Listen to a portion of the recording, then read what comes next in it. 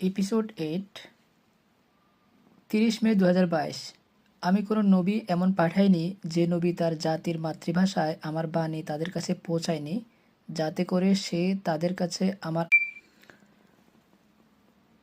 আজকে হচ্ছে এপিসোড 8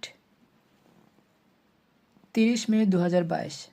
আমি কোনো নবী এমন পাঠাইনি যে নবী তার জাতির মাতৃভাষায় আমার বাণী তাদের কাছে পৌঁছায়নি, যাতে করে সে তাদের কাছে আমার আয়াত পরিষ্কার করে বুঝিয়ে বলতে পারে। সূরা ইব্রাহিম। কোরআনের এই আয়াত দ্বারা আল্লাহ বুঝিয়ে দিয়েছেন আল্লাহ চায় মানুষ আল্লাহর আয়াতগুলো পরিষ্কার করে ভালোভাবে বুঝতে পারুক। তার মানে আল্লাহ চায় না মানুষ না বুঝে কোরআন পড়ুক, তাই বিশেষভাবে এই আয়াতটি নাজিল করেছেন। এবং সূরা জুমুয়ার মধ্যে তিনি বলেছেন যাদের কাছে কোরআন আছে কিন্তু কোরআনের কিছুই তারা বুঝল না, তাদেরকে তিনি একটি গাধার সাথে তুলনা করেছেন, যে গাধা অনেকগুলি কিতাবের বোঝা বহন করে কিন্তু কিতাবের কিছুই সে বোঝে না। এখন আমার প্রশ্ন হলো, আমাদের হুজুররা কি কখনো এই সমস্ত আয়াতগুলো পড়ে না?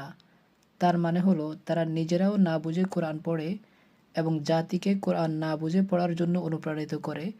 ফলে আল্লাহর কথাগুলো শব্দের অন্তরালে রয়ে গেল, আর মানুষ বোবা শব্দগুলো ঠোঁটের মধ্যে উচ্চারণ করে গেল।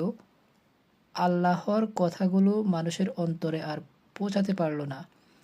এ আয়াতের মধ্যে আরও অনেক প্রশ্ন থেকে যায়, যার উত্তর আমাদের হুজুররা দিতে পারবে না, আর সাধারণ মানুষ বিভ্রান্তিতে পড়বে। তাই প্রশ্নগুলো আর করলাম না।